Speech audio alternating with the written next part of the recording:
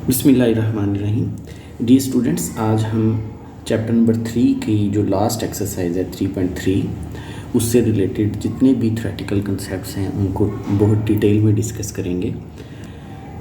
मैं first lecture में आपको बता चुका हूँ कि चैप्टर नंबर 3 जो सेट्स और फंक्शंस से रिलेटेड है वो बेसिकली उसमें 3 एक्सरसाइजेज हैं। चैप्टर 3 में जो पहली 2 एक्सरसाइजेज हैं डाटा रिलेटेड टू सेट्स, वो सेट्स से मुतल्लिक हैं, और जो लास्ट एक्सरसाइज है जो कि हम आज स्टार्ट कर रहे हैं वो बेसिकली फंक्शन से रिलेटेड है।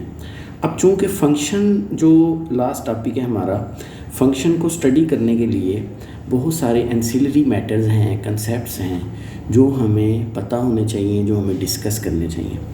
तो आपकी जो कोर्स बुक है जो पेक्टा ने मतलब बनाई है, तो उसमें भी आप देखेंगे कि बाइनरी रिलेशंस और रिलेशंस क्या हैं, फंक्शंस क्या हैं, टाइप्स क्या हैं, इन सब चीज़ों को बहुत डिटेल में डिस्कस किया गया। अब हम देखते हैं कि चूँकि इन चीज़ों से जान नहीं छूटती नेक्स्ट हायर क्लासेस में भी, तो स्टूडेंट्स के कंसेप्ट्स वीक होते हैं इन चीज़ों को समझने में। सवाल हल कर लेते हैं स्टूडेंट्स, लेकिन वो इन चीज़ों के कंसेप्ट्स जो हैं उनको उस अंदाज में नहीं पढ़ते जो कि पढ़ा जाना चाहिए, जिसकी वजह से हायर क्लासेस में बहुत सारी डिफ़िकल्टीज़ आती हैं। स्टूडेंट्स की जो फाउंडेशन कंसेप्ट्स हैं वो नहीं ठीक होते। तो मैं कोशिश करूँगा कि इन कंसेप्ट्स को बहुत ही उस दायरे में रह के ही डिस्कस करूँ जो कि आपके कोर्स कंटेंट्स से मैपिंग हो रही है, जिसकी मीन्स ना मैं उसको बढ़ाऊँ ना उसको कम करूँ, लेकिन उनकी बेसिक्स जो हैं उन कंसेप्ट्स की उनको मैं डिटेल में इंशाल्लाह बयान कर देता हूँ। देखिए, ये चीज़ें जो स्टार्ट होती हैं बाइनरी रिलेशन से।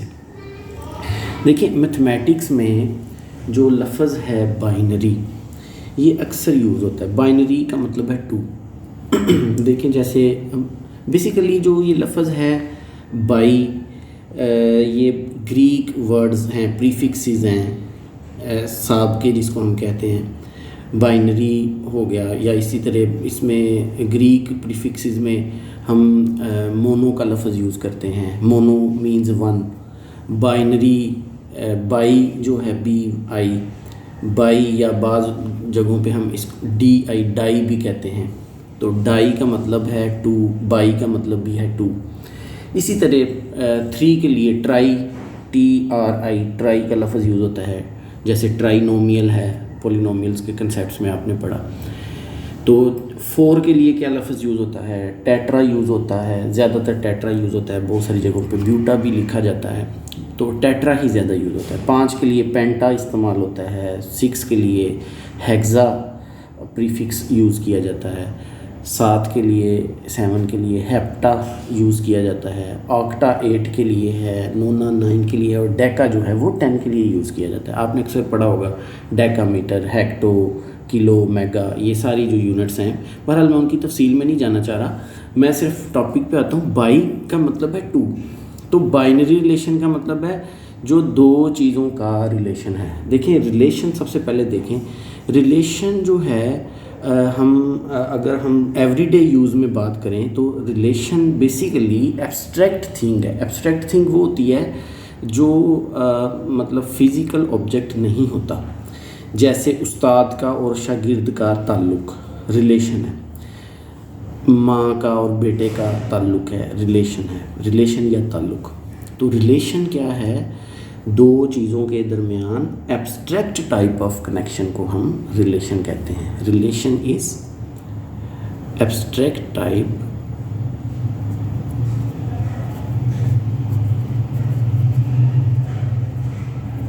Of connection.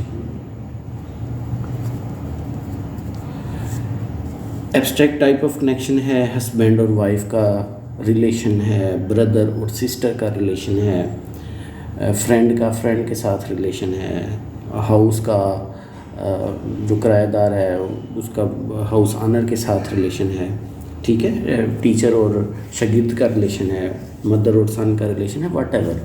तो रिलेशन जो है abstract type of connection between 2 things होगी, तो वो बाइनरी हो गई ना। तो रिलेशन हम कहते हैं abstract type of connection. Abstract क्या है? एक ऐसी चीज़ जिसको आप टच नहीं कर सकते, data related to feeling, quality या आइडिया, ठीक है। It is not considered as an material object, यानी ऐसी चीज़ नहीं जिसको छू सकें। जैसे ये बुक पढ़ी है, आप इसको उठा लेते हैं। इसी तरह एब्स्ट्रैक्ट टाइप ऑफ थिंग्स कौन सी होती हैं? गम है, खुशी है, गुस्सा है, हैरत है, ये सारी चीज़ें जो हैं एब्स्ट्रैक्ट टाइप ऑफ थिंग्स हैं। तो रिलेशन क्या है? Abstract type of connection between two objects, to persons. और बाइनरी रिलेशन क्या है? बाइनरी का लफ्ज़ का मतलब ये है कि दो चीज़ों की बात हो रही है। तो बाइनरी रिलेशन क्या है? दो चीज़ों के दरमियान रिलेशन। मैथमेटिक्स में चलें अब आ जाएँ तो देखिए, फ़र्ज़ करें हम दो चीज़ों के रिलेशन, अगर आप एवरीडे यूज़ में बात करते हैं तो आप कहते हैं फ्रेंड के साथ रिलेशन। लिखने का तरीका क्या है? पहली चीज़ जिसका ताल्लुक दूसरे के साथ है, दूसरी चीज़ लिखें काम है, और छोटी ब्रैकेट यानी पैरेंथेसिस में इसको लिख दिया जाता है रिलेशन। इसी तरह जब आप रियल लाइफ में किसी रिलेशन को आप लिखते हैं, मदर सन, इसको आपने, ये एक रिलेशन है। मैथमेटिक्स में रिलेशन को कैसे लिखा जाता है देखें, उसमें आप लिखते हैं, फ़र्ज़ करें कोई नंबर है, आप लिख देते हैं जी 4 है फ़र्ज़ करें, और ये 8 है, तो आपको पता है इन दोनों के दरमियान क्या रिलेशन है। दोनों चीज़ों के दरमियान ये 2 का मल्टीपल है इसका, ठीक है। इसी तरह आप कहते हैं 4 है तो 16 है, तो आपको पता चल गया कि इसका रिलेशन क्या है? स्क्वायर है, इन दोनों का रिलेशन। तो आप लिखते हैं 2 क्रॉस 2 फर्स्ट नंबर, और सेकंड को आप लिख देते हैं 2, तो आप कहते हैं इक्वल रिलेशन है दोनों का। इसी तरह आप लिखते हैं, फ़र्ज़ करें 5 है और 4 है, तो आप कहते हैं कि ये ग्रेटर का रिलेशन है, ये इक्वल का रिलेशन है, ये स्क्वायर का रिलेशन है, मैं आपको बता चुका हूँ, और ये 2 मल्टीपल का रिलेशन है, वट एवर जो भी है। तो मैथमेटिक्स में भी रिलेशन को कैसे लिखा जाता है? दो चीज़ों के रिलेशन को, जिसको हम बाइनरी रिलेशन कह रहे हैं, यानी फर्स्ट नंबर कामा सेकंड नंबर, और उनको पैरेंथेसिस में लिख दिया जाता है। तो रिलेशन कोई ना कोई, जैसे हमारा एवरीडे लाइफ में रिलेशन मैंने आपको बताया, फ्रेंड का फ्रेंड के साथ है, टीचर का स्टूडेंट के साथ है, मदर का सन के साथ है, इसी तरह मैथमेटिक्स में भी ये रिलेशंस हैं। उसको लिखने का तरीका मैंने आपको बता दिया। लेकिन अमली तौर पे आप देखें तो इसको हम कहते हैं ऑर्डर्ड पेयर। ये जिस अंदाज में हम लिख रहे हैं कि फर्स्ट नंबर कामा सेकंड नंबर और फिर छोटी ब्रैकेट वट एवर पैरेंथेसिस जिसको कहते हैं, तो इस चीज़ को हम कहते हैं this is set of ordered pair, या इसको हम कहते हैं ये ऑर्डर्ड पेयर है, ये ऑर्डर पेयर है, ऑर्डर्ड पेयर,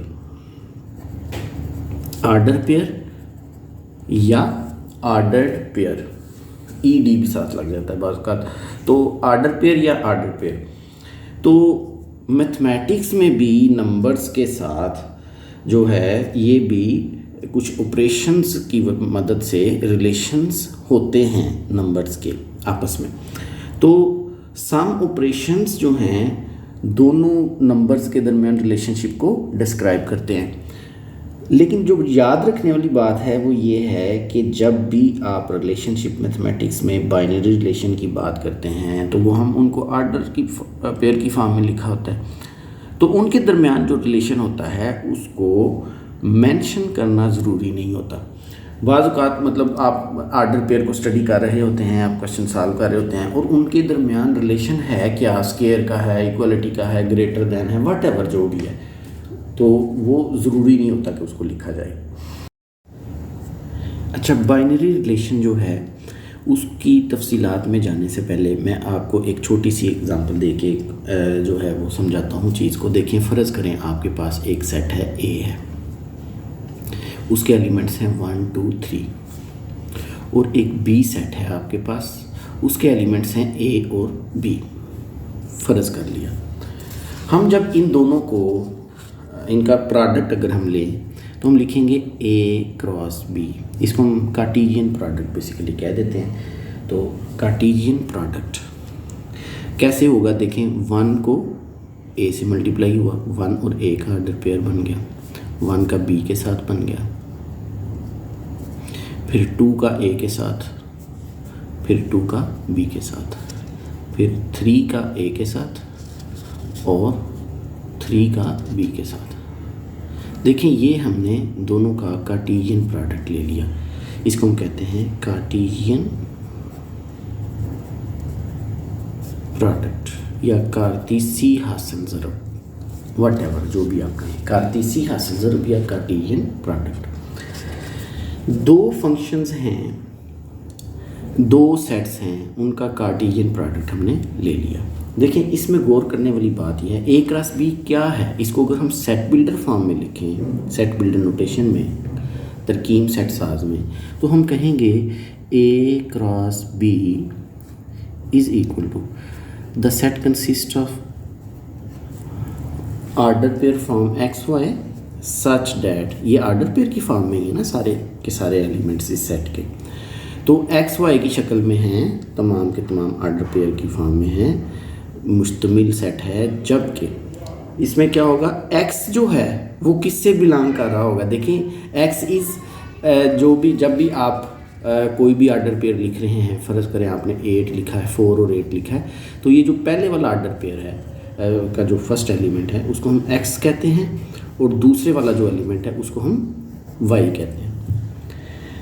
ठीक हो गया, या इसको एक्स कोऑर्डिनेट कह दिया जाता है या वाई, इसको वाई कोऑर्डिनेट कह दिया जाता है। तो इसको हम एक्स से डिनोट करते हैं, इसको हम वाई से डिनोट कर देते हैं। तो देखें इसमें आप लिखेंगे जो भी एक्स है, यानी फर्स्ट ऑर्डर पेयर का जो फर्स्ट एलिमेंट है, 1 1, ये 2 ये 2 ये 3 ये 3, जो फर्स्ट है, जो एक्स कोऑर्डिनेट को डिनोट कर रहे होते हैं, वो बिलोंग करते हैं सेट ए से, एंड जो सेकंड एलिमेंट्स हैं ए बी वट एवर, जो सेकंड एलिमेंट जिसको हम वाई से डिनोट कर देते हैं, वो बिलोंग करते हैं सेट बी से। ये इसकी कार्टेशियन प्रोडक्ट की डेफिनेशन है। अच्छा नेक्स्ट, अब देखें हम इसकी डेफिनेशन कैसे लिखते हैं। मल्टीप्लाई तो हमने करके देख लिया, इसको मैं ऐसे कर रहा हूँ ताकि आप इसको जो है वो मिक्सअप ना करें। देखिए हम इसको क्या कहते हैं, मैं इसमें आपको टोटल 5 चीज़ें बताऊँगा जो कि बाइनरी रिलेशन से मुतल्लक है। देखिए जो फर्स्ट चीज़ है वो ये है कि ए बी अगर दो नॉन एम्प्टी सेट हों, ए और बी जो हैं ये दोनों नॉन एम्प्टी सेट हैं। लेट फ़र्ज़ किया A and B are 2 non empty sets. आपने क्या किया, ए और बी कोई से 2 नॉन एम्प्टी सेट ले ली, जो खाली सेट नहीं है वो ले लिए, जैसे कि मैंने इस एग्जांपल में आपको लेके चेक करवाया। तो देन द कार्टेशियन प्रोडक्ट क्या होगा, देन द कार्टेशियन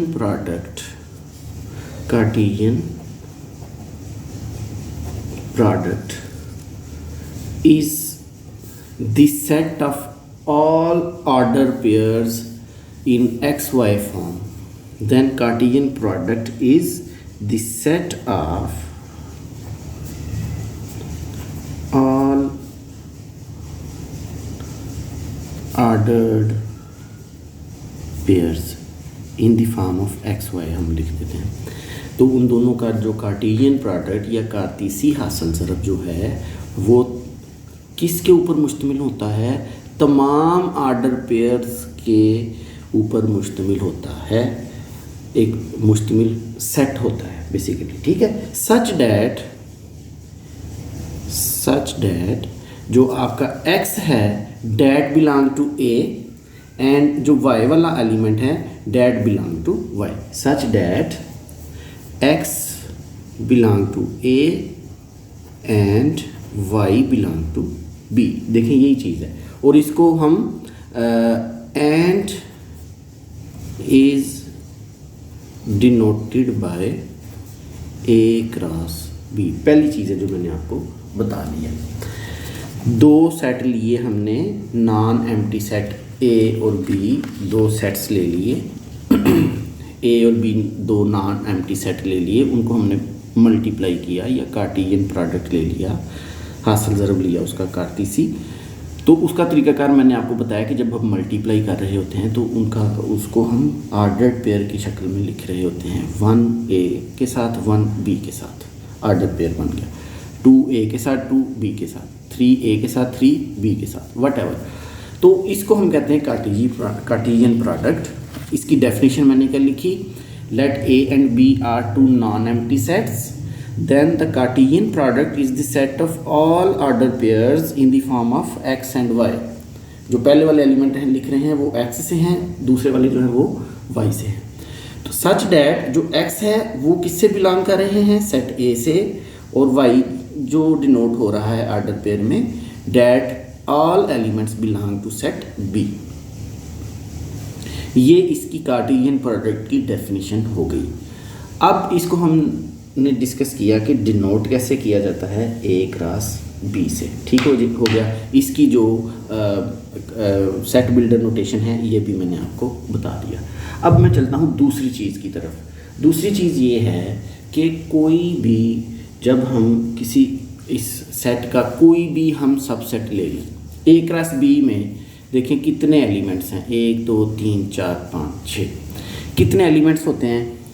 देखें number of elements in first set multiplied by number of elements in second set, तो क्या होगा, 3 हैं इसमें 2 हैं, 3 cross 2 is equal to 6।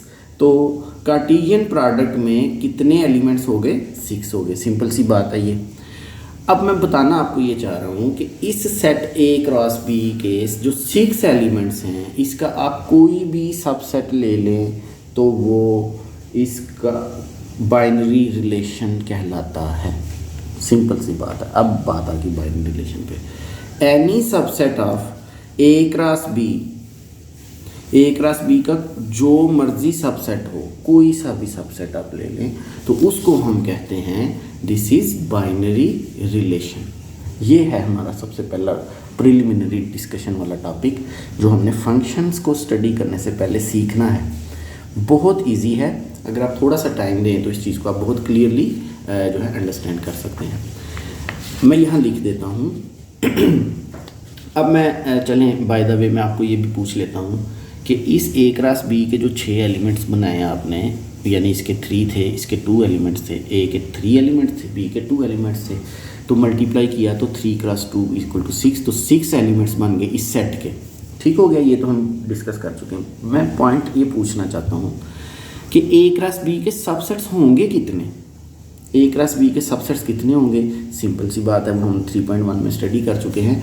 2 raise to power number of elements, तो कितने एलिमेंट्स हैं, 6 हैं, 2 रेज़ टू पावर 6। इसका मतलब है A क्रॉस B के 2 रेज़ टू पावर 6 सबसेट्स होंगे, और उसमें से कोई भी सबसेट जो है वो बाइनरी रिलेशन होगा। यही बाइनरी रिलेशन की डेफिनेशन है। इसको मैं अल्फाज में लिख देता हूँ। बाइनरी रिलेशन की क्या है डेफिनेशन, देखें। सेकंड थिंग है, टोटल 5 बातें बतानी है। पहली बात समझा दी, अब दूसरी की तरफ आ रहा हूँ। वो ये है कि एनी सबसेट, आप लिख रहे हैं any subset of A cross B, A cross B का कोई भी सबसेट ले लें इज कॉल्ड बाइनरी रिलेशन, या सिंपली हम उसको रिलेशन भी कह देते हैं। रिलेशन कहें या बाइनरी रिलेशन कहें, एक ही बात है। तो आप लिखेंगे any subset of A cross B is called a binary relation, और सिंपली हम इसको रिलेशन भी कह देते हैं। ये मैं इन्वर्टेड कॉमास में लिख रहा हूँ, और सिंपली a रिलेशन।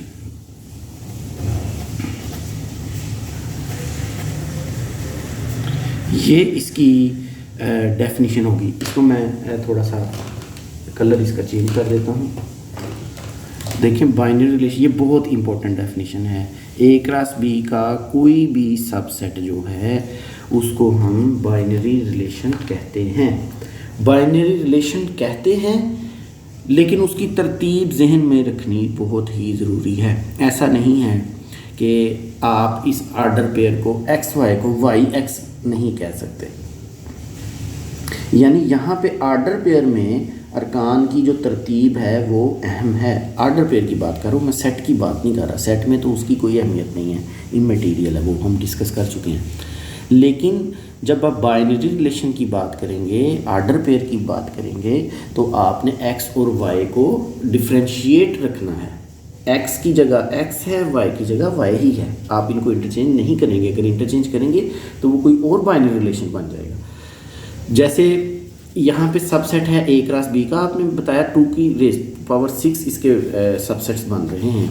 तो आपने ये बताना है कि ये रिलेशन कहाँ से आ रहा है कहाँ तक जा रहा है, यानी आपने लिखना है from A to B, from set A to B, यानी simply a relation from set A to set B. ये बात बहुत ज़रूरी है लिखनी कि आप ये जो पहला सेट है और जो दूसरा सेट है इनकी तरतीब को भी बयान करते हैं, बाइनरी रिलेशन को बयान करते हुए। तो आप लिखेंगे binary relation from set A to set B.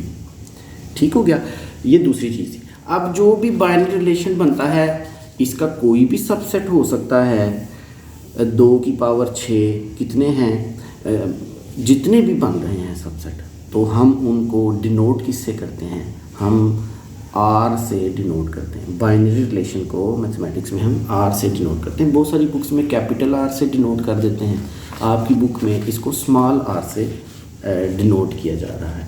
ठीक है, ऑर्डिनरीली आप लिखेंगे ए रिलेशन, रिलेशन से मुराद क्या है, बाइनरी रिलेशन, क्योंकि हमारा टॉपिक ही बाइनरी रिलेशन है।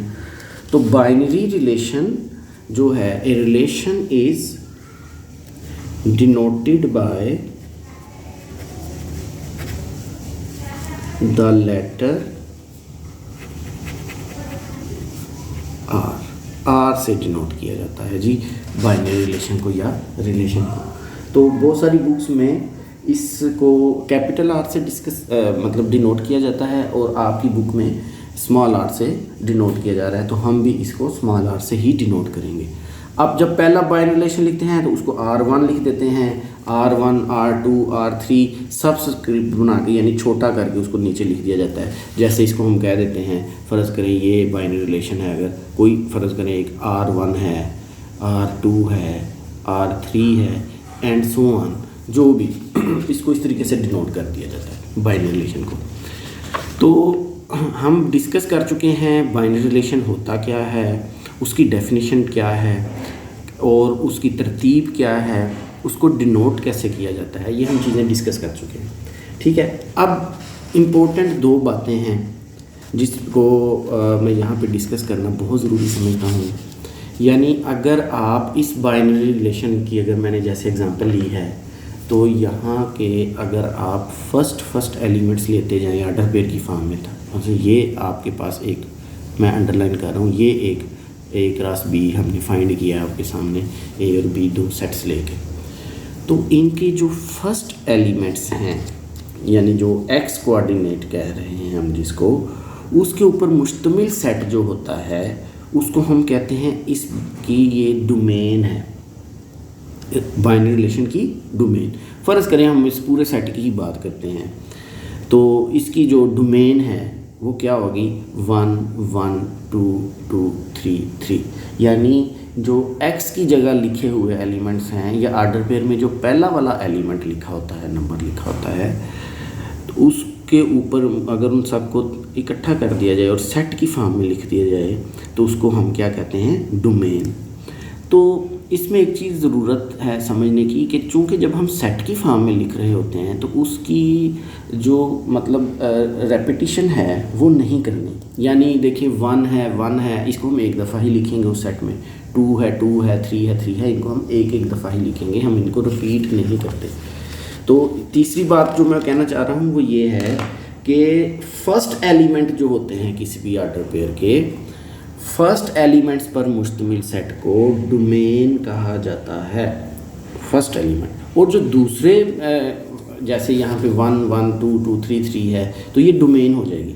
और उससे अगली बात ये है कि जो y के जो एलिमेंट्स हैं A B ये जो भी हैं, इनके ऊपर मुश्तमिल सेट को हम रेंज कहते हैं। तो डोमेन और रेंज को समझना बहुत ही ज़रूरी है।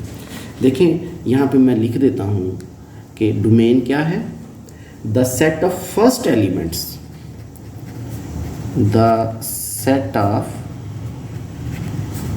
First elements of the ordered pairs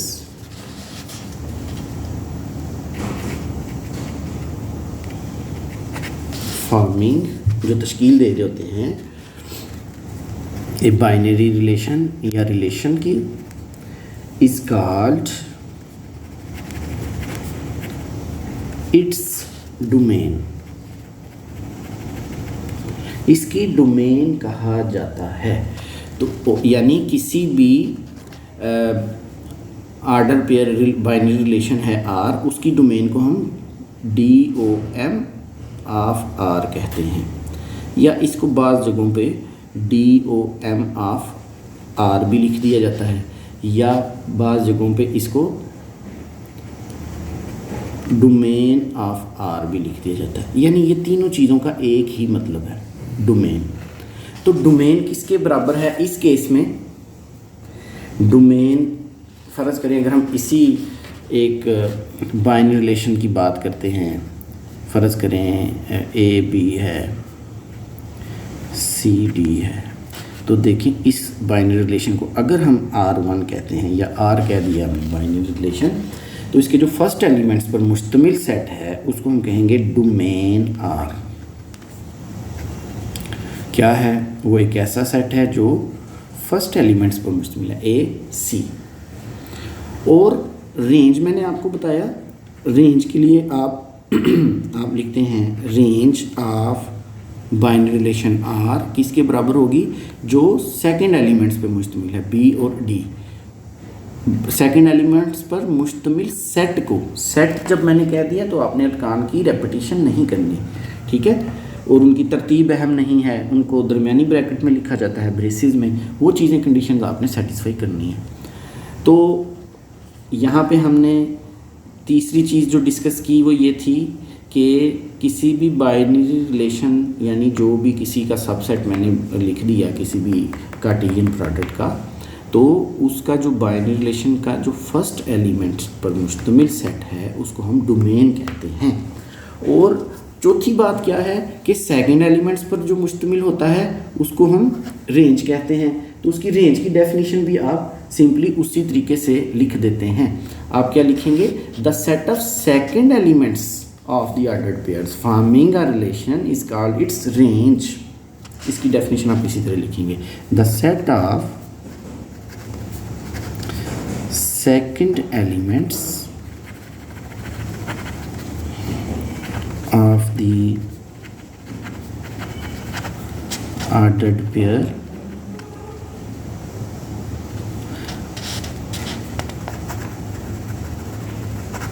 forming a relation is called its range। इसको डिनोट कैसे किया जाता है? आपकी बुक में इसको RAM लिख के और उसके आगे R लिखा जा रहा है, ये इसको आप लिख देंगे, पूरा लिख लें, रेंज ऑफ R, इससे इसको डिनोट कर दिया जाता है। अब आ गई आखिरी बात, पांचवी बात। मैंने आपको बताया था बाइनरी रिलेशन से मतलब टोटल 5 बातें आपने याद रखनी है। पहली बात क्या थी? उन दोनों की डेफिनेशन है, ऑर्डर पेयर की फॉर्म में उनको लिखा जाता है, जब भी उनको मल्टीप्लाई करते हैं कार्टेशियन प्रोडक्ट लिया जाता है। ये एग्जांपल मैंने दी थी, पहली बात ये थी। दूसरी बात मैंने आपको बताया कि उनका सबसेट जो होता है, किसी भी दो सेट्स के कार्टेशियन प्रोडक्ट का जो भी सबसेट होता है वो बाइनरी रिलेशन कहलाता है। ठीक हो गया जी। तीसरी चीज़ है डोमेन, बता दिया मैंने आपको, फर्स्ट एलिमेंट्स पर मुश्तमिल जो सेट होता है उसको हम डोमेन कहते हैं, और सेकंड एलिमेंट पर मुश्तमिल जो सेट होता है उसको हम रेंज कह देते हैं। आखिरी बात है, पांचवी बात बाइनरी रिलेशन से मतलब वो ये है कि आप अगर किसी भी सेट को उसी के साथ मल्टीप्लाई करते हैं यानी ए सेट है, उसको आपने कार्टेशियन प्रोडक्ट उसका उसी के साथ ही ले लिया, तो उसका भी जो सबसेट होता है वो उसका बाइनरी रिलेशन कहलाता है। सिंपल सी बात है। ये अगर हम डिस्कस नहीं भी करते ये पांचवा पॉइंट, तो ये इजी है समझने के लिए, क्योंकि इसका ताल्लुक पिछली ही बातों से सिर्फ फ़र्क ये है कि उसमें ए और बी दो सेट्स लिए गए थे। यहाँ पे जो पांचवी बात मैं लिख रहा हूँ उसमें ए को ए के साथ ही कार्टेशियन प्रोडक्ट लिया जा रहा है। यानी आप लिखेंगे ए जो है, if A is a non empty set, non empty set है, तो आप क्या कहेंगे? Any subset of A cross ए, कोई भी सबसेट ए क्रॉस ए का, उसको कहते हैं relation in A. Is called a relation या बाइनरी रिलेशन इन ए। ये 5 बातें थी जो मैंने आपको बाइनरी रिलेशन से मतलब बताई हैं। अब हम डिस्कस करते हैं कि जो बाइनरी रिलेशन है उसको हम रिप्रेजेंट कैसे करते हैं। बेसिकली इसको 3 तरीक़ों से रिप्रेजेंट कर दिया जाता है। यानी जो आर्डर पेयर की फॉर्म वाली डिस्कशन है थोड़ी सी वो मैंने बयान की है। मैंने आपको बताया कि किसी भी बाइनरी रिलेशन को आर्डर पेयर की फॉर्म में जो लिखे होते हैं एक्स और वाई की शक्ल में, जैसे फ़र्ज़ करें मैंने लिखा था एक्स और वाई, मैंने आपको बताया था आर्डर पेयर की फॉर्म की मैं थोड़ी सी एक्सप्लेनेशन कर रहा हूँ। तो मैंने आपको बताया था कि ये जो फर्स्ट एलिमेंट होता है जिसको हम एक्स कोऑर्डिनेट कहते हैं, this is called x coordinate. इसका एक दूसरा नाम भी है, उसको हम कहते हैं एब्सिसा।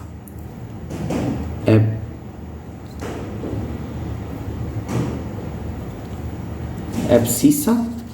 और जो वाई कोऑर्डिनेट होता है इसको हम कहते हैं वाई कोऑर्डिनेट। आर्डर पेयर का जो फर्स्ट एलिमेंट है उसको हम एक्स कोऑर्डिनेट या एब्सिसा कहते हैं, और जो सेकंड एलिमेंट है उसको हम वाई कोऑर्डिनेट या सिर्फ ऑर्डिनेट कहते हैं, या ऑर्डिनेट।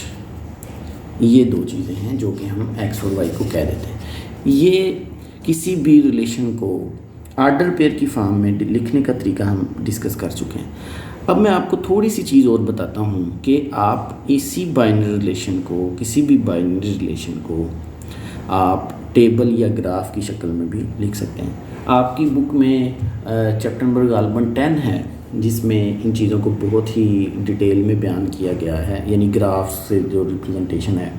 तो वो भी आप देखेंगे कि हम आर्डर पेयर की फॉर्म में ही किसी फंक्शन को लाकर मतलब उसका ग्राफ बनाएंगे, तो उसमें जो रिमेनिंग जो चीज़ें हम वहाँ डिस्कस कर लेंगे।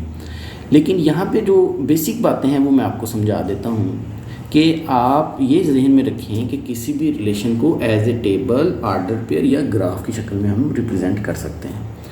तो आर्डर पेयर की शक्ल में जब हम लिख रहे होते हैं वो बेसिकली हम किसी एक ख़ास रिलेशन को डिस्क्राइब करके ही लिखा जाता है। यानी मैं एक मिसाल दे देता हूँ किसी इक्वेशन की। फ़र्ज़ करें कि हमारे पास एक टैंक है, वाटर टैंक की एक एग्ज़ाम्पल आपकी बुक में लिखी हुई है। देखिए वाटर टैंक है, जब उसके अंदर 1 लीटर पानी पहले से मौजूद है, जब 1 मिनट गुज़रता है तो हर 1 मिनट गुज़रने के बाद 1 लीटर पानी ऐड हो जाता है। यानी वो ये कहता है कि ये आपके पास एक बाइनरी रिलेशन है आर है, वो that consist of order pairs in the form of X Y such that Y is equal to X plus 1। अब देखें इसमें ना, जब मैंने आपको एक्स और वाई बताया है तो जब हम फंक्शंस पढ़ेंगे उस वहाँ पे मैं इनकी डिटेल में बताऊँगा। लेकिन अब नोट करें कि ये जो एक्स है बेसिकली इसको हम इनपुट भी कहते हैं। दिस इज इनपुट,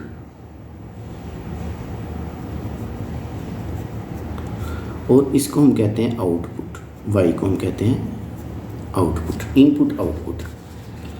देखिए यहाँ पे उसने क्या एग्जांपल दी है आपकी बुक में कि एक वाटर टैंक है, उसके अंदर 1 लीटर पानी पहले से मौजूद है, तो हर मिनट गुजरने के बाद उसमें 1 लीटर पानी का इजाफा हुआ चला जाता है। तो कहता है क्या मतलब है इसका, कि जब जो टाइम है अभी स्टार्ट ही नहीं हुआ था, 0 मिनट था टाइम, तो पानी में कितना मौजूद था, 1 लीटर पहले ही मौजूद था। ठीक है, फिर वो कहता है जब 1 मिनट पास हो गया है तो पानी 2 लीटर हो गया है, जब 2 मिनट पास हो गए हैं तो पानी 3 लीटर हो जाएगा।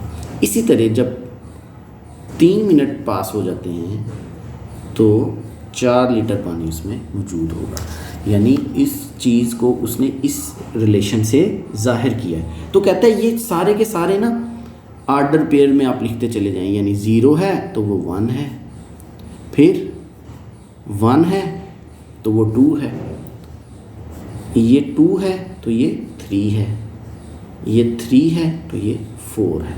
ये हमने लिख लिया इस बाइनरी रिलेशन को आर्डर पेयर की फॉर्म में। ठीक हो गया, आर्डर पेयर की ये डिस्कशन इतनी काफ़ी है। अब वो कहता है कि हम इस सारे आर्डर पेयर्स को टेबल की फॉर्म में भी लिख लेते हैं। तो आप सिंपली क्या करेंगे, एक टेबल ड्रा करते हैं। यहाँ पे एक टेबल ड्रा कर लिया आपने। फ़र्ज़ करें ये एक टेबल है। यहाँ पे आप क्या कहते हैं कि आपके पास दो चीज़ें हैं, एक्स और वाई। यहाँ पे आप लिखे हो एक्स है, यहाँ पे है वाई है। आप लिख देते हो कि इसमें टाइम है, एक्स ब्रैकेट में लिखें time in minutes, time in minutes, और वाई क्या है, वाटर इन लीटर्स। ये क्या है, वाटर इन लीटर्स। ठीक हो गया। तो इसको आप टेबल बंद की शक्ल में कैसे लिखेंगे, थोड़ा सा मैं इसको आपको बयान कर देता हूँ। देखें, जब x 0 है तो y 1 है, हम यहाँ पे देख चुके हैं। यानी जब पहले से ही 1 लीटर पानी मौजूद है उस टैंक में, 1 मिनट गुजरा है तो 2 लीटर हो जाएगा, क्योंकि हर मिनट के बाद कहता है 1 लीटर पानी ऐड हो रहा है। 2 मिनट गुजरे हैं तो 3 लीटर पानी हो गया है, 3 मिनट गुजरे हैं तो 4 लीटर पानी हो गया। तो आपने बाइनरी रिलेशन को पहले आर्डर पेयर की फॉर्म में देखें, ये पढ़ा है। आर्डर पेयर की फॉर्म क्या है, देखिए ये आर्डर पेयर है। ये जो आपने देखा उसी बात को आपने आर्डर पेयर की फॉर्म में लिख लिया। आर्डर पेयर की फॉर्म में जब लिखा, ये आप देख चुके हैं, एक्स कोऑर्डिनेट है, एब्सिसा है या इनपुट है। ये क्या है, वाई कोऑर्डिनेट है या ऑर्डिनेट है या आउटपुट है। आर्डर पेयर की फॉर्म में किसी चीज़ को, बात को कैसे लिखना है, ये हमने देख लिया। ये है जी आर्डर पेयर फॉर्म। ये उसी बात को आपने टेबल की फॉर्म में लिख दी, तो ये है टेबल। अब आखिरी चीज़ वो कहता था ग्राफ भी शक्ल में। मैंने आपको बताया कि 10वें चैप्टर में, आप 10th चैप्टर में जो फंक्शंस के ग्राफ्स हैं वो स्टडी करेंगे, लेकिन यहाँ पे हम कुछ बेसिक बातें डिस्कस कर लेते हैं। देखिए ग्राफ में कैसे है, वो कहता है एक्स को ना आप लिख लें एक्स एक्सिस पे, ये एक्स एक्सिस है, ये आपका वाई एक्सिस है। इसको आप कह देते हैं, फ़र्ज़ करें ये ऐसे है, थोड़ा सा मैं इसको एक्स डैश है, ये वाई डैश है, ये आपका ओरिजिन है ओ। तो आप क्या कहते हैं, यहाँ पे 0 है, यहाँ पे 1 है, यहाँ पे 2 है, यहाँ पे 3 है, यहाँ पे 4 है, यहाँ पे 5 है, यहाँ पे 6 है, यहाँ पे 7 है। देखिए आप क्या करेंगे, आप y की वैल्यूज़ यहाँ पे 1 है, यहाँ पे 2 है, यहाँ पे 3 है, यहाँ पे 4 है, यहाँ पे 5 है। आप क्या करेंगे, जब x 0 है तो वो 1 है, इसी को आप आर्डर 0 और 1 है, x की वैल्यू 0 है तो y की वैल्यू 1 है। जब ये 1 है तो ये 2 है। कैसे होगा, आप इसको कैसे प्रेजेंट करेंगे, ये 1 है तो ये 2 है, ये 2 है तो ये 3 है। इसी तरह आप नोट करेंगे कि आपके पास एक स्ट्रेट लाइन आ जाएगी जो कि उसको पूरे के पूरे बाइनरी रिलेशन को साबित करेगी। वट एवर इसमें 3 है तो यहाँ पे 4 है, मतलब ये 3 है तो यहाँ पे 4 है। मैं एक रफ सा आइडिया आपको दे रहा हूँ। यहाँ पे 2 है तो 3 है, 1 है तो 2 है, ये 0 है तो 1 है, what ever order pair form को आपने ग्राफ की शक्ल में लिख लिया। तो इस चीज़ को आपने समझना है कि बाइनरी रिलेशन को आर्डर पेयर फॉर्म में भी लिखा जा सकता है, टेबुलर फॉर्म में भी रिप्रेजेंट कर दिया जाता है, और फिर ग्राफिकल मेथड से भी इसको एक्सप्लेन कर दिया जाता है। This was all about the concept of binary relations. अब हम फंक्शन को डिस्कस करते हैं। देखिए फंक्शन जो है ये एक बाइनरी रिलेशन ही होता है, लेकिन उसमें कुछ मखसूस कंडीशंस सेटिस्फाई होनी चाहिए। फंक्शन जो है this is a special type of binary relation. Function is nothing but a special type of binary relation.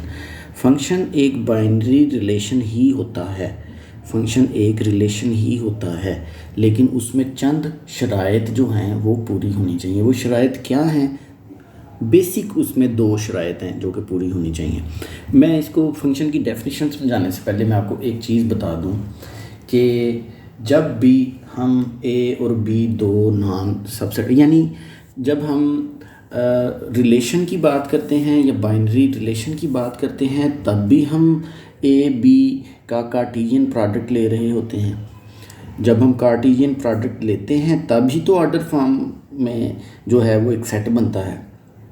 और जब आप आर्डर फॉर्म में किसी सेट को लिखते हैं तब ही तो डोमेन और रेंज की डिस्कशन शुरू होती है। तो इसका मतलब है बाइनरी रिलेशन जो है वो होता ही आर्डर पेयर की फॉर्म में है। ठीक हो गया, मुतरतब जोड़ा या आर्डर्ड पेयर। तो आर्डर्ड पेयर की फॉर्म में अगर किसी चीज़ को नहीं लिखा जा रहा तो हम उसको फंक्शन ही नहीं कहते। यानी बाइनरी रिलेशन है, बाइनरी रिलेशन यानी उसमें बात ही दो चीज़ों की हो रही होती है। तो रिलेशन में एक तो दो चीज़ों का होना ज़रूरी है, यानी x और y का होना ज़रूरी है। अगर एक चीज़ है तो उसमें तो फंक्शन वाली बात ही नहीं है। जब दो चीज़ें होंगी तो उसका कार्टेशियन प्रोडक्ट लिया जा सकता है, कार्टेशियन प्रोडक्ट लिया जाएगा तभी तो आर्डर पेयर बनेंगे, और जब आर्डर पेयर बनेंगे तभी तो डोमेन और रेंज आएगा, और जब डोमेन रेंज आएगा तब ही जाके हम फंक्शन को समझ सकते हैं। तो फंक्शन जो है ये एक स्पेशल टाइप का बाइनरी रिलेशन ही होता है, ये कोई नई चीज़ नहीं है। अब देखो, इसकी एक बात तो मैंने लिख दी, it is a special type of binary relation subject to some conditions. कुछ मखसूस शराइत हैं। शराइत को डिस्कस करने से पहले मैं आपको एक बात बताऊँ। देखें, जब ये होता ही बाइनरी रिलेशन है तो हम इसको डिस्कस करते हैं तो हम इसको आर से डिनोट नहीं करते, हम इसको एफ से डिनोट करते हैं। यानी जिस तरह बाइनरी रिलेशन को आर से हमने डिनोट किया था, यहाँ पे मैंने आपको बताया था कि बाइनरी रिलेशन को हमने आर से डिनोट किया था। ये देखेंगे, हमने लिखा था बाइनरी रिलेशन को आर से डिनोट कर दिया था। तो बाइनरी रिलेशन जब फंक्शन होता है, फ़र्ज़ करें तो उस वक़्त हम बाइनरी रिलेशन को आर नहीं लिख रहे होते, उस रिलेशन को हम स्मॉल एफ से ज़ाहिर कर देते हैं। सिंपल सी बात। दूसरी चीज़ ये है इसमें कि जब आप इस रिलेशन को डिस्कस करते हैं कि ये एक फंक्शन है, तो फिर आप उसकी टाइप्स को भी जहन में रखें। फंक्शन में जो उसकी टाइप्स हैं उसको भी जहन नशीन ज़रूर रखें। सबसे पहली जो चीज़ है इसमें वो ये है कि इसमें भी आप यही कहेंगे, let A and B are two non empty sets, जैसे हमने बाइनरी रिलेशन को बयान करते हुए लिखी, non empty sets such that. इसमें देखें, उसकी कंडीशंस को मैं डिस्कस करने लगा। पहली चीज़ क्या है कि जो बाइनरी रिलेशन है वो ही एक फंक्शन बनता है जाके। बाइनरी रिलेशन, हर बाइनरी रिलेशन फंक्शन नहीं होता, लेकिन हर फंक्शन जो है वो बाइनरी रिलेशन होता है या रिलेशन होता है। ठीक है, तो हम क्या कहते हैं, सच दैट एफ एक बाइनरी रिलेशन है, इज़ अ रिलेशन है या बाइनरी रिलेशन है from set A to B. यानी इस बात को हम एक और अंदाज में लिख सकते हैं, ब्रैकेट में मैं लिख रहा हूँ, F is a subset of A cross B. देखिए बाइनरी रिलेशन में भी ऐसे ही था, ए क्रॉस बी लेके हमने, देखें यहाँ पे ए के हमने 3 एलिमेंट्स लिए थे, बी के हमने 2 एलिमेंट्स लिए थे। मैंने आपको बताया था कि ए क्रॉस बी हमने इस तरीके से फाइंड आउट करते हैं आर्डर पेयर की फॉर्म में। तो मैंने आपको ये भी बताया था कि 2⁻⁶ इसके सबसेट्स बनेंगे, यानी 2⁻⁶ कैसे, 1 2 3 4 5 6, क्योंकि इसके नंबर ऑफ़ एलिमेंट्स 6 हैं। ए क्रॉस बी एक ऐसा सेट है जिसके एलिमेंट्स 6 हैं, और वो एलिमेंट्स सबके सब आर्डर पेयर की फॉर्म में है, मुतरतब जोड़े की शक्ल में है। तो 2⁻⁶ जो है that is equal to 64 I think. तो 64 इसके सबसेट्स बनेंगे, 64 इसके सबसेट्स बनेंगे, 2⁻⁶। तो 64 सबसेट्स जो हैं वो सब के सब ही बाइनरी रिलेशन होंगे। अब उसमें से कुछ ऐसे भी होंगे जो कि फंक्शन होने की डेफिनेशन पे पूरा उतरेंगे। तो हम यहाँ पे बाइनरी रिलेशन से थोड़ा आगे चले गए हैं, यानी बाइनरी रिलेशन ही होता है फंक्शन भी, लेकिन वो स्पेशल बाइनरी रिलेशन होता है। उसमें क्या मखसूस शराइत पूरी होनी चाहिए वो मैं आपको बताता हूँ। देखें, उसमें जो उसकी डोमेन लें, अगर उस बाइनरी रिलेशन की डोमेन लें तो वो सेट ए के बराबर आनी चाहिए। बड़ी अहम बात है, यही असल में बेसिक शर्त है फंक्शन होने की। बाकी जितनी भी बातें हैं फंक्शन की, वो तो फंक्शन की टाइप्स को बेसिकली डिसाइड कर रही होती हैं, लेकिन फंक्शन जो है उसकी डेफिनेशन में देखें आप, अगर सिंपल एक बात भी लिख देते हैं कि भाई it is a special form of binary relation, जिसमें डोमेन जो है उस बाइनरी रिलेशन की सेट ए के इक्वल होनी चाहिए, यानी वो सेट जो उसकी डोमेन को फॉर्म कर रहा था बेसिकली। तो मैं इन्हीं चीज़ों को एग्जांपल देके पहले आपको समझाता हूँ, फिर इसकी डेफिनेशन को कंप्लीट करता हूँ। देखिए यहाँ पे अगर एक सेट है, मैं यहाँ पे लाइन लगा रहा हूँ, कोई भी मेरे पास एक सेट है, ए है हमारे पास, मैं वही एग्जांपल ले लेता हूँ ABC। तो B जो है वो हमारे पास है 1 2। देखिए ये हमारे पास दो सेट्स आ गए, इन दोनों सेट्स का हमने क्रॉस प्रोडक्ट लेना है, कार्टेशियन प्रोडक्ट लेना है। तो ये A क्रॉस B जो है ये हम जानते हैं कि 6 एलिमेंट्स पे मुश्तमिल होगा, A1 A2 B1 B2 C1 C2। देखें मैं इसके बता चुका हूँ कि 2⁶ सबसेट्स बनेंगे, यानी टोटल 64 सबसेट्स बनेंगे इस सेट के, क्योंकि इसके 6 एलिमेंट्स हैं। उन 64 के 64 सबसेट्स को हम बाइनरी रिलेशन कह देते हैं, ठीक हो गया। अब उन बाइनरी रिलेशंस में से कुछ फंक्शन मैं लिखता हूँ, बाइनरी रिलेशंस लिख रहा हूँ। फ़र्ज़ करें मैं लिखता हूँ ये एक बाइनरी रिलेशन है, उसको हम कहते हैं R1। फ़र्ज़ करें कोई उसका नाम रखना था मैं लिख दिया A1 है, B2 है और C1 है। मिसाल दे रहा हूँ, ये एक बाइनरी, ये उसका सबसेट है, मैंने लिख लिया। मैं एक और रिलेशन लिख लेता हूँ, इसी का सबसेट जो 64 इसके बनेंगे, आप इंक्लूड करेंगे ये तो उसमें शामिल ही होंगे। आप कहेंगे A1 है, बस इसका एक ही एलिमेंट है। मैंने दो कोई से सबसेट्स लिख दिए इस A क्रॉस B के। जब मैंने दो लिख लिए हैं सबसेट्स, तो इसमें क्या होगा देखें, आप इस पे गौर करें। अगर इसकी डोमेन आप देखते हैं, डोमेन ऑफ R1, इस रिलेशन की डोमेन क्या होगी, ABC पर मुश्तमिल एक सेट होगा। तो ये तो इक्वल टू A नहीं हो गया, ये जो गिवन सेट A था। और अगर मैं दिस इम्प्लाइज, अगर मैं इसकी डोमेन लिखता हूँ, डोमेन ऑफ R2, तो उसकी डोमेन सिर्फ इसके इक्वल है, तो ये तो A सेट के इक्वल नहीं है। तो हम ये कहते हैं कि this is not function, not function. और इसको लिखेंगे दिस इज फंक्शन। जब सेट A के बराबर आएगी, इसको आप लिखेंगे दिस इज अ फंक्शन। ये वाला बाइनरी रिलेशन जो है, ये वाला रिलेशन जो है, ये फंक्शन होगा और ये वाला नहीं होगा। अब देखें इसमें 64 के 64 आप सबसेट्स बना लें इसके, वो 64 जो हैं इसके सबसेट्स जो हैं वो सारे के सारे बाइनरी रिलेशन हैं। उनमें से कुछ जो हैं वो फंक्शन होंगे, बकिया जो हैं वो फंक्शन नहीं होंगे।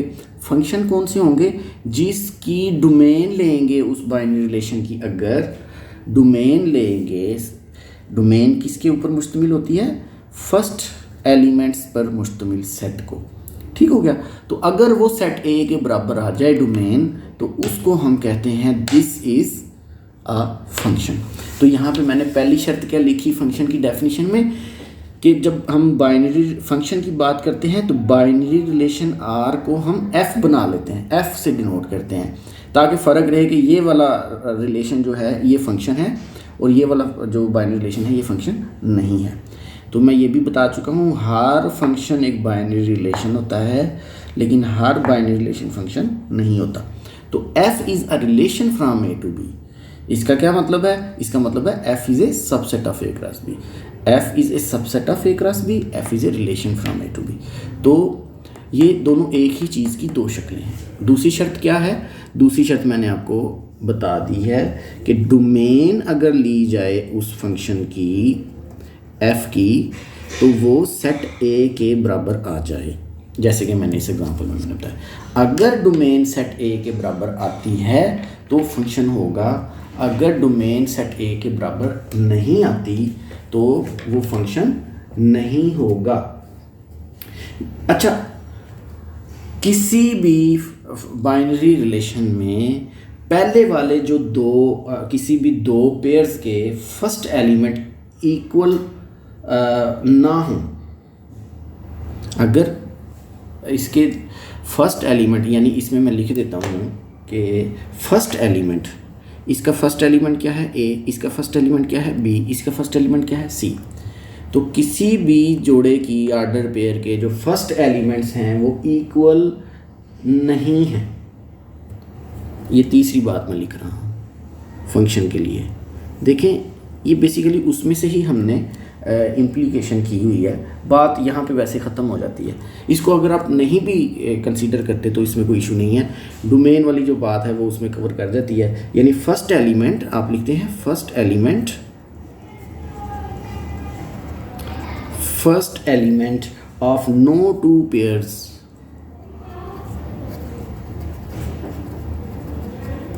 आर इक्वल,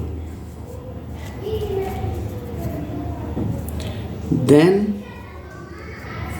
फिर क्या होगा, यहां पे मैं लिख रहा हूं रेड में, ये तीन शर्तें हो गई, तो फिर आप लिखते हैं f is a function from set a to b। देखें, ये मैंने फंक्शन की डेफिनेशन लिख देती है और आप लिखते हैं एंड रिटर्न एज। कैसे लिखा जाता है, इसको डिनोट कैसे किया जाता है, f colon a to b, इस तरह इसको ज़ाहिर किया जाता है। f is a function from a to b, इसको ऐसे डिनोट कर देते हैं। अब इसमें देखें, कोई भी बाइनरी रिलेशन की डोमेन और रेंज जो है वो हम डिस्कस कर चुके हैं।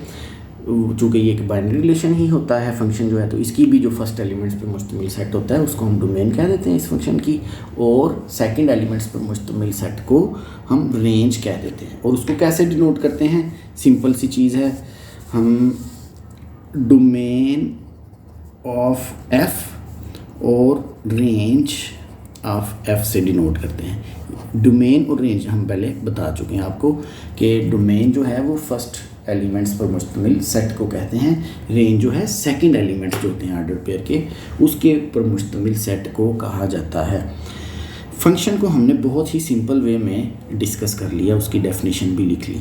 अब देखें, फंक्शन जो है उसकी टाइप्स बहुत सारी हैं, आपके कोर्स में टोटल 4 टाइप्स डिस्कस की गई हैं, मैं उनको कवर अप करने की कोशिश करता हूं। देखें, फ़र्ज़ करें आपके पास कोई भी एक बाइनरी रिलेशन या फंक्शन है, फंक्शन की डिस्कशन यहाँ पे ख़त्म होगी। अब हम सिर्फ़ और सिर्फ फंक्शन की टाइप्स को ही डिस्कस करेंगे, यानी बाइनरी रिलेशन का नाम ही नहीं लेंगे, हम सिर्फ फंक्शन ही लिखेंगे हर जगह। तो चूंकि हमने फंक्शन ही पढ़ना था, आपके चैप्टर का नाम ही सेट्स एंड फंक्शंस हैं, तो बाइनरी रिलेशन की जो टाइप फंक्शन है हम सिर्फ उसी को ही डिस्कस करेंगे। तो फंक्शन में देखें, फ़र्ज़ करें, अब जैसे इस एग्जांपल में मैंने बाइनरी रिलेशन लिखी है, इसी तरह मैं बाइनरी रिलेशन लिखता जाऊंगा, आपको टाइप समझाता चला जाऊंगा। देखिए, फर्स्ट जो सबसे अहम चीज़ है वो है फर्स्ट टाइप, उसको हम कहते हैं onto functions. Onto function क्या होता है, आपके पास फ़र्ज़ करें कोई भी एक बाइनरी रिलेशन जो फंक्शन तो मौजूद है, चूँकि हम टाइप समझ रहे हैं इसलिए हम सिर्फ फंक्शंस की ही बात करते हैं। फ़र्ज़ करें इसके एलिमेंट है आपके पास C1 है, M1 है, C2 है, इसका भी M1 है, और C3 है और M2 है। ये एक आपके पास फंक्शन है, फ़र्ज़ कर लिया। हम फंक्शन को एक स्पेशल तरीके से डायग्राम के ज़रिए से भी ज़ाहिर कर देते हैं। वो जो डायग्राम है उसको हम मैपिंग डायग्राम कहते हैं। जैसे फ़र्ज़ करें क्या कहते हैं उसको, मैपिंग डायग्राम।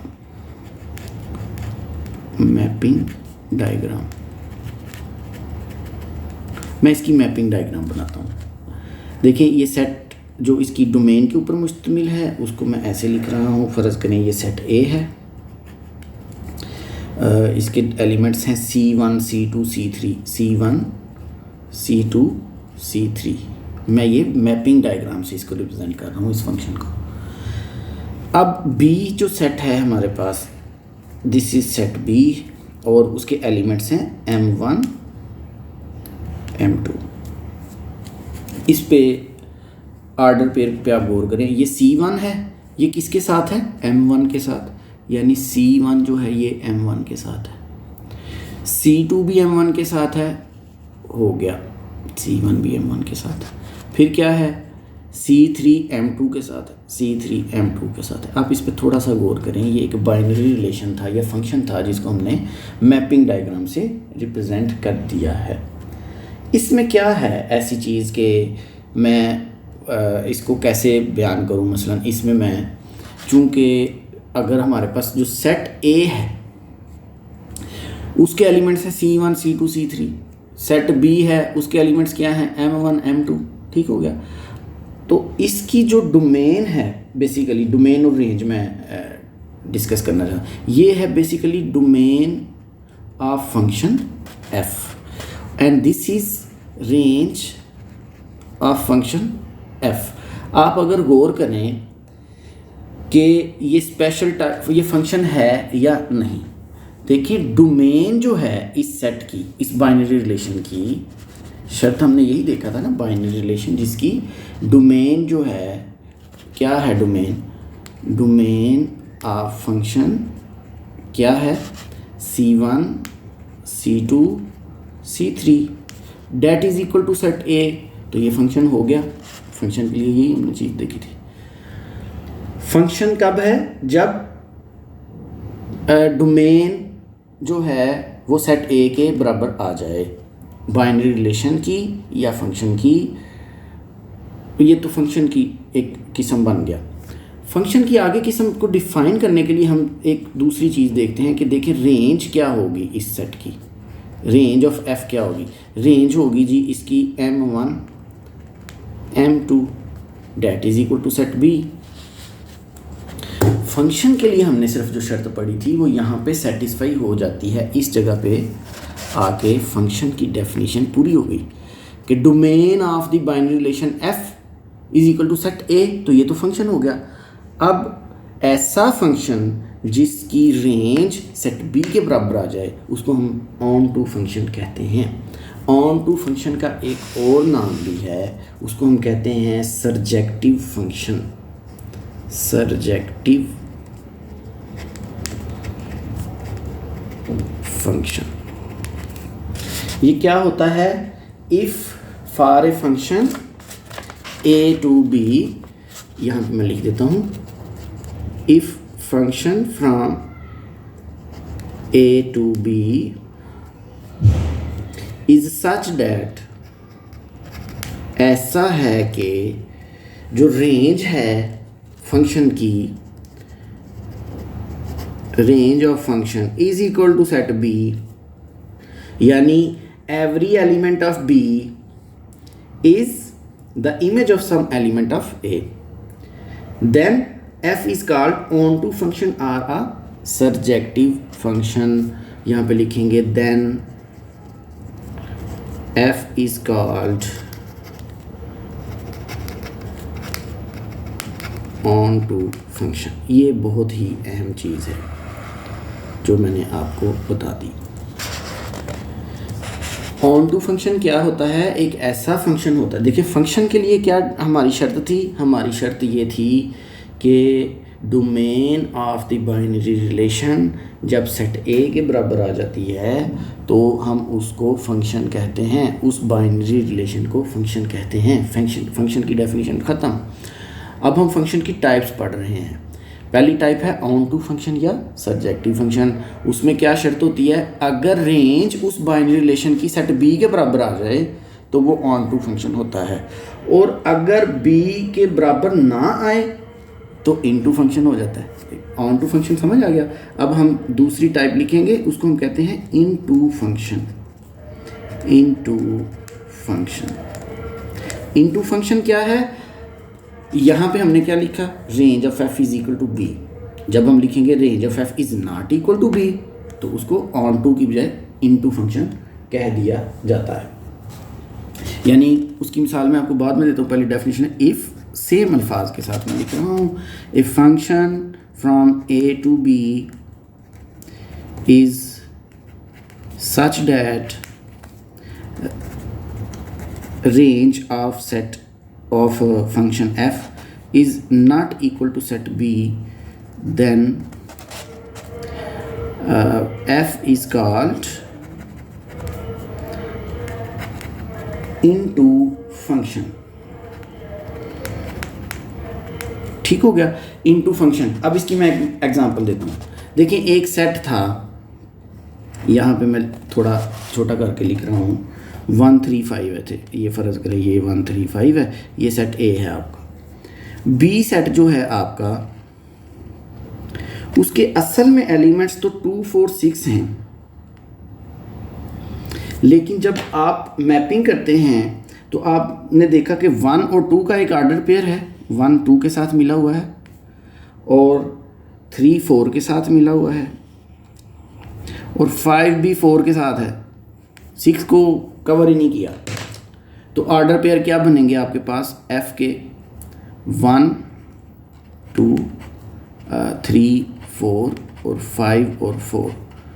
यानी ये एक ऐसा बाइनरी रिलेशन है जिसमें देखें डोमेन एफ जो है वो ए के इक्वल तो है, लेकिन रेंज ऑफ एफ जो है that is not equal to B. Range क्या है, 2 4, लेकिन सेट बी खुद क्या है 2 4 6। इसका मतलब रेंज तो इक्वल नहीं आई, डोमेन तो इक्वल आ गई है। तो डोमेन इक्वल आ गई तो वो फंक्शन हो गया, रेंज इक्वल नहीं आई तो वो इनटू फंक्शन है। रेंज भी इक्वल आ गई सेट बी के तो वो ऑन टू फंक्शन या सब्जेक्टिव फंक्शन हो गया। ये दो फंक्शंस की बहुत ही अहम टाइप्स हैं। अब तीसरी टाइप जो है डेट इज़ 1 1 फंक्शन। तीसरी टाइप है जी 1 1 फंक्शन। तीसरी टाइप इसको हम कहते हैं 1 1 फंक्शन, एक से एक की मुताबिकत 1 1 फंक्शन। अच्छा 1 1 फंक्शन को हम इंजेक्टिव फंक्शन भी कहते हैं। इंजेक्टिव फंक्शन बेसिकली इसको हम 1 1 फंक्शन भी कहते हैं। ये क्या होता है जी,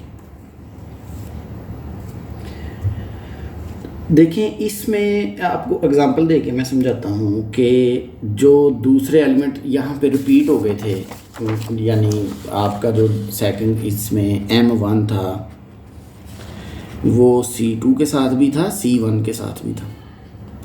यानी जब आपने ऑन टू फंक्शन की हमने जो एग्जांपल ली है तो M1 जो है C1 के साथ भी है, M2 C2 के साथ भी है। यहाँ पे देखें, यहाँ पे 5 जो है 4 के साथ है, 3 भी 4 के साथ है। यानी डबलिंग कहाँ पे हो रही है, सेट बी के अंदर। इसमें भी डबलिंग होगी M1 की बी के अंदर और बी के अंदर 4 की भी यहाँ पे डबलिंग होगी। अगर सेट बी में डबलिंग ना हो तो उस फंक्शन को ऑन 1 1 फंक्शन कहते हैं।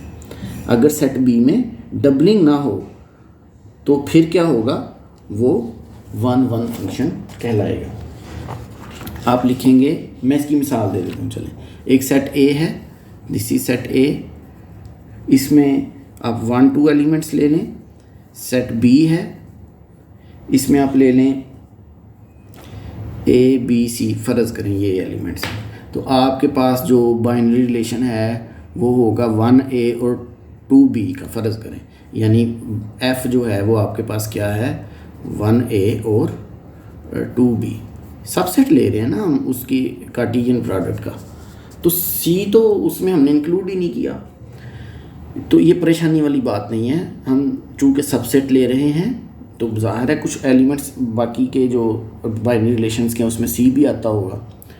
तो ये हमने सबसेट ले लिया जो कि फंक्शन है। क्यों, इसकी डोमेन जो है F की वो A के बराबर है। अब देखें दोनों एलिमेंट रिपीट नहीं हुए, A और B। यानी किसी फंक्शन में अगर रेंज के एलिमेंट्स जो हैं जो कि बिलोंग कर रहे होते हैं सेट B के साथ, तो सेट यानी सेकंड एलिमेंट्स हम उसको कहते हैं, वो अगर किसी भी दो पेयर्स के एक जैसे ना हो, रिपीट ना हुए हों, तो वो 1 1 फंक्शन होता है। ठीक है, ये जो प्रीवियस मैंने एग्जांपल्स आपको दिए हैं, यहाँ पे बी सेट के जो अरकान है उसकी रेपिटेशन हो गई है। M1 2 दफ़ा है, C1 के साथ भी है, C2 के साथ भी है, ये 4 जो है ये 5 के साथ भी है, 3 के साथ भी है। अब आपने नोट किया ये जो दोनों फंक्शंस की मैंने आपको एग्जांपल्स दी हैं। तो यहाँ पे जो बाइनरी रिलेशन है, यहाँ पे बी जो के एलिमेंट्स रिपीट नहीं हो रहे, तो वो 1 1 फंक्शन है। If a function such that A to B is such that second elements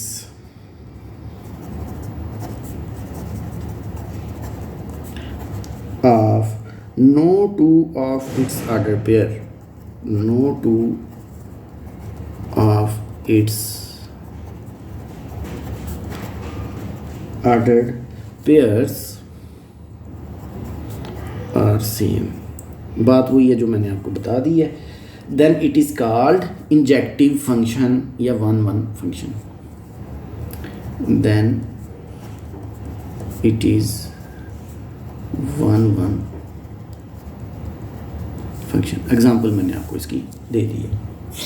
हमने 3 टाइप्स पढ़ ली, ऑन टू फंक्शन पढ़ लिया, इन टू फंक्शन पढ़ लिया और 1 1 फंक्शन पढ़ लिया। चौथी और आखिरी टाइप है जो आपके कोर्स में बयान की गई है, उसको भी मैं थोड़ा सा डिस्कस करता हूँ। 4th टाइप, उसका नाम है जी 1 1 एंड ऑन टू। इसको हम कहते हैं, बेसिकली इसका नाम है bijective function.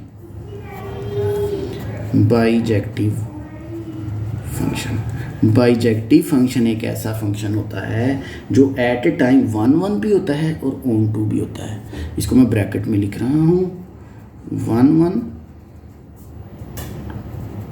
And on to function, यानी इसमें दोनों प्रॉपर्टीज़ आ रही होती हैं। मैं आपको इसकी एग्जांपल पहले दे के समझा देता हूँ। इसके नाम से ही इसकी डेफिनेशन ज़ाहिर है।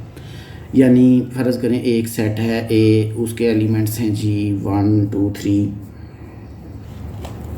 और सेट बी है, उसके एलिमेंट्स हैं जी x y z। तो आप क्या करते हैं, ए और z का ऑर्डर पेयर है, 2 का x के साथ है, 3 का y के साथ है। तो आप इस फंक्शन पे गौर करें, ये फंक्शन हमारे पास क्या है, f जो है एक 1z 2x और 2 और x है, 1z है, 2 और x है और 3 और y है। देखिए ये फंक्शन जो है बाइनरी रिलेशन, इसमें डोमेन सेट ए के बराबर आ गई, इसका मतलब ये फंक्शन है। फंक्शन के बाद हमने देखा कि रेंज भी सेट बी के बराबर आ गई है, इसका मतलब है ये ऑन टू फंक्शन है। और हमने देखा कि रेपिटिशन भी नहीं हो रही सेट बी के अंदर, बी के एलिमेंट्स की कोई भी एलिमेंट ऐसा नहीं जो एक से ज़्यादा बार आ रहा हो, इसलिए ये 1 1 फंक्शन भी हो गया। तो ये ऐसा फंक्शन है जो at a time onto function भी है और 1 1 करस्पॉन्डेंस फंक्शन भी है। तो जिस फंक्शन में ऑन टू और 1 1 दोनों ही हों उसको हम बाइजेक्टिव फंक्शन कहते हैं। आप यहाँ बहुत सिंपल अल्फाज में इसको लिख सकते हैं कि a function which is 1 1, a function f which is 1 1 and onto is called bijective function. ये मैंने इसकी डेफिनेशन लिख दी। अब आखिर में एक छोटी सी चीज़ है, मैं बयान कर देता हूँ। किसी फंक्शन की जो नोटेशन है उसको कैसे लिखा जाता है, किसी भी फंक्शन की नोटेशन को कैसे लिखा जाता है। देखिए मैंने आपको बता दिया है, f is such that a to b, इस तरह लिखा जाता है। फंक्शन ऑफ x भी लिखा जाता है, वट एवर। इस चीज़ की तमाम जो डिस्कशन है हम इंशाल्लाह चैप्टर नंबर 10 में डिस्कस करेंगे। यहाँ पे जो बताने वाली चीज़ है जो आपके कोर्स में उन्होंने डिस्कस की है, that is related to linear and quadratic functions. Basically linear functions और क्वाड्रेटिक फंक्शन कौन से होते हैं? लीनियर फंक्शन वो होता है जिसमें वेरिएबल की हाईएस्ट पावर यानी इनपुट की जो हाईएस्ट पावर है डैट इज़ 1। जब फ़र्ज़ करें एक फंक्शन है y is equal to x + 7, this is linear function या फर्स्ट डिग्री इक्वेशन। अगर डोमेन की यानी x की बात हो रही है, जिसको हम बेसिकली इंडिपेंडेंट वेरिएबल कहते हैं, वेरिएबल डिपेंडेंट है, ये इंडिपेंडेंट है, तो x² + 7x + 4 फ़र्ज़ करें ये जो फंक्शन, इसको हम क्वाड्रेटिक फंक्शन कहेंगे क्योंकि इसमें वेरिएबल की x की हाईएस्ट पावर जो है वो 2 है। इन दो चीज़ों की उसने बहस की है। बताने वाली चीज़ जो यहाँ पे वो ये है कि जब भी हम इसका फंक्शन लीनियर का जब भी ग्राफ बनाएंगे, that will always be a straight line, वो हमेशा एक स्ट्रेट लाइन होगी। इसका जब भी आप ग्राफ ड्रा करेंगे तो हमेशा एक स्ट्रेट लाइन होगी व्हाटएवर। इसकी बहस में मैं नहीं जाता। हम एक वर्टिकल लाइन टेस्ट करते होते हैं फंक्शन है या नहीं, चूँकि वो आपके कोर्स में वैसे वो बड़ा ही फैंटास्टिक वे है चेक करने का कि बाइनरी रिलेशन जो है वो फंक्शन है या नहीं, इसलिए हम इसको चूँकि आपके कोर्स में नहीं बयान किया गया तो मैं उसको डिस्कस नहीं करता। यहाँ पे बताने वाली चीज़ जो आपके कोर्स में डिस्कस किया गया है वो यही है कि लीनियर फंक्शन का जब भी ग्राफ होगा that will always be a straight line, वो एक सीधी लाइन ही होती है जिसमें highest power variable independent variable की पावर 1 होती है डोमेन की, और क्वाड्रेटिक वो होती है जिसमें हाईएस्ट पावर 2 है। तो उसका ग्राफ हमेशा जो है वो यू शेप्ड होता है। 10th चैप्टर में आप देख लेंगे। फ़र्ज़ करें ये है उसका ग्राफ, जब आप ड्रा करते हैं x डैश y डैश, तो ये 4 तरह की शक्ल बनती है। या ऐसे बनता है, यू शेप्ड होता है, या ऐसे बनता है, या ऐसे बनेगा, या ऐसे बनेगा, यानी कभी ऊपर ओपन होगा, कभी नीचे की तरफ, कभी राइट की तरफ, कभी लेफ़्ट की तरफ, व्हाटएवर जो भी शक्ल बनेगी क्वाड्रेटिक फंक्शन, इसको हम इस टाइप को यू शेप्ड फिगर को हम पैराबोला बेसिकली कहते हैं। इन चीज़ों को हम इंशाल्लाह 10th चैप्टर में ही डिस्कस करेंगे। ये मैंने आपकी जो 3.3 एक्सरसाइज से पहले थ्योरेटिकल कंसेप्ट्स हैं उनको इन सम वेट डिटेल मैंने डिस्कस किया है। मैं उम्मीद करता हूँ कि आपको इन चीज़ की बहुत अच्छे तरीके से समझ आई होगी।